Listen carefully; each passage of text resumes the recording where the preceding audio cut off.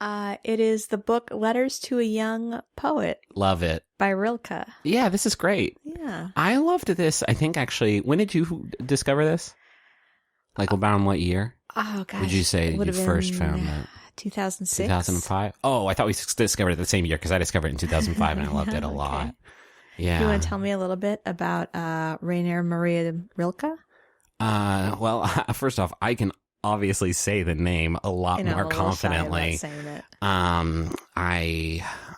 Let's see. They're very country of origin. Let's just start there. Well, I like to go more specific with my friends because we are. Okay. Prefers like a red wine, like a like Chardonnay. Wow. And let's see. They liked the first Avengers movie. Okay. But not the second one so much. It got a little convoluted. And I agree with them a little bit on that one. Griffin, this is very cute, but seriously. Yeah, I do love it, but I don't know anything. German man. Died in 1926. Okay, so he did miss Avengers. You missed Avengers by a little bit. A little bit. All right. 51 when he died. And I'm not an expert on his poetry by any means, but that's kind of one of the things he's most known for. Letters to a Young Poet is actually not anything he published. It was published after his death by the correspondent of the letters. So this is not just a cute name. These are literal letters to a young poet. Yeah, no, it's 10 letters. This guy, Franz Capus, is a 19-year-old cadet. And Rilke was the son of an army officer and had studied at the academy's lower school that this student was at. And they corresponded. And the book is 10 letters between them. Those must be some long freaking letters, man. They are pretty long letters. I guess this is how they had to do it back in the day when letters would take like 100 days to get anywhere. It was like, go ahead and send me like 30 days worth of messages. Like, man, can you even imagine? Well, you would never accidentally send a letter the way you accidentally send an email, before you finish writing it. Yeah, it's just like... It's like real thoughtful. Yeah, or like you send like a flirty one accidentally to like your dad. No, that wouldn't happen. No, it wouldn't because it's letters. Letters. Yeah.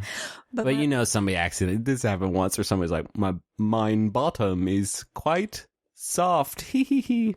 Sorry, so sloppy. Lick, lick, mail. Oh, no. I put my dad's address. How could I do this? How did I get through the entire address? I hope this doesn't get published in a book. So the 19-year-old was trying to decide if he should pursue a literary career or continue with the military. And so he... Can I guess what the advice was? Well, so the actual excerpts I pulled are not like, and here's what you should do, Franz. And then he did like a little mash square. Yeah. And he like did the circles and then crossed out military officer and circled literary career. Yeah. No, the quotes I have, I actually found really motivating as a young artistic person, just generally. And so I thought I would share a little bit. Yeah, please do. So give me some context. Is this something that is like taught widely in like literary arts? No, I don't think so. If I remember, I read it actually outside of school. Oh. I had heard of it before, and it's one of those things that I used to see and I'd be like, well, I'm a young poet. Maybe I should read it. They didn't make that, emails to a young video game journalist. Well, what made me think of it is last week, your book, the several short sentences on writing. Yeah. And we got a bunch of tweets from people saying they were checking it out, which is cool. It's a really cool book. Made me think, well, this is something that was kind of motivating to me, when I was thinking about writing. Yeah. Give me those excerpts. Okay. So this is Rilke writing to the 19-year-old cadet. He says, "You are so young. So before all beginning, and I want to beg you as much as I can, dear sir, to be patient toward all that is unsolved in your heart, and to try to love the questions themselves like locked rooms and like books that are written in a very foreign language. Do not now seek the answers which cannot be given to you because you would not be able to live them. And the point is to live everything, Live the questions now. Perhaps you will then gradually, without noticing it, live along some distant day into the answer. There's something almost like biblical text about that. Like there's something almost like Proverbs. His voice is very wise. No shit. And very measured. And I really, that phrase, that live the questions now, kind of became a mantra for me for a little while, because like uncertainty is something that's really difficult for me. And when I'm in a time period in my life where I don't know how long the phase I'm in is going to last, it drives me crazy. And so this idea of just kind of understanding that you are having questions, and that is very much part of you developing into the person you're going to become, and to just kind of treat those questions, like he said, like locked rooms and like books that are written in a very foreign language. I like a very foreign language. Yeah, because it accepts the fact that there are some languages that are like a little bit harder to parse than others. Yeah, but I could not read an Icelandic book. Like I could take a run at like a Spanish language book, and I would get like every third word, despite the fact that I took 6 years of Spanish in high school and college. But a book in Icelandic, I think I'd be lost. Yeah, the uncertainty is, it can also be viewed as like mystery. Yeah, something I love this. Like I do not know how I have not. Why are there not T-shirts with "Live the Questions Now" like on it all over? I'm serious. Like this seems so like. Marketable is kind of crass, but like the book is not especially accessible because it's translated one from German. Okay. And it's the full text of the letter, and you really have to kind of dig to get those little morsels. So here's one more. Again, this is Rilke to the young man. Love your solitude and bear with sweet-sounding lamentation the suffering it causes you. For those who are near you are far, you say, and that shows it is beginning to grow wide about you. And when what is near you is far, then your distance is already among the stars, and very large. Rejoice in your growth, in which you naturally can take no one with you, and be kind to those who remain behind. So this isn't that one's a little rough, actually. It's a little difficult to parse, but here's how I interpret it.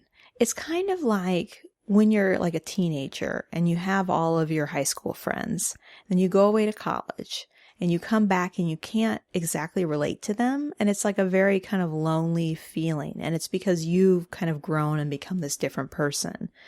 And it suggests just a lot of development on your part, which isn't a bad thing.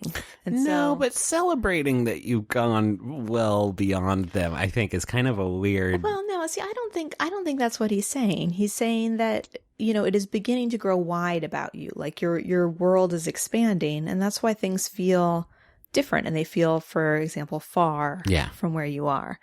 And this idea that you can naturally take no one with you, but be kind to those who remain behind.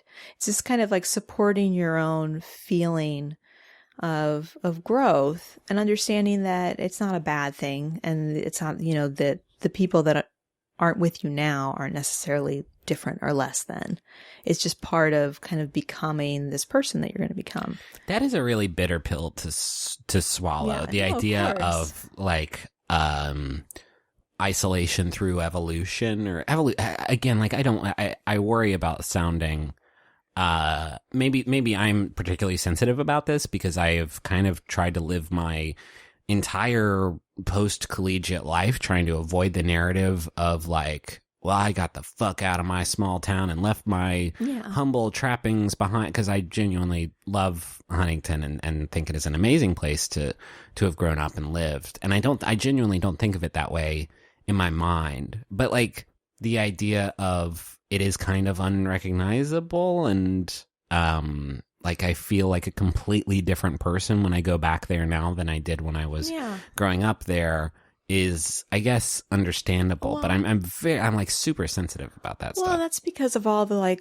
experiences you've had that have made you like a more confident, knowledgeable person, which is a good thing. Yeah. Like if you came back having not changed at all years and years later, there'd be a suggestion that you aren't really doing anything to kind of expand your world. I guess it's a question of like, I don't think it's a question of like, I don't think you should think you're better than, and I think that's what the last line in that quote is saying, like, you don't think you're better than them. You're just, your world has expanded in a way. No, and I think that's important. Like, I think that's kind of the saving grace of that statement. I think there's this tendency when you leave your friends or your community behind to feel like, oh, well, I must be better. And Rilke's saying like, no, you're just kind of on your own journey. Yeah. And people can't come with you on that because it's your thing.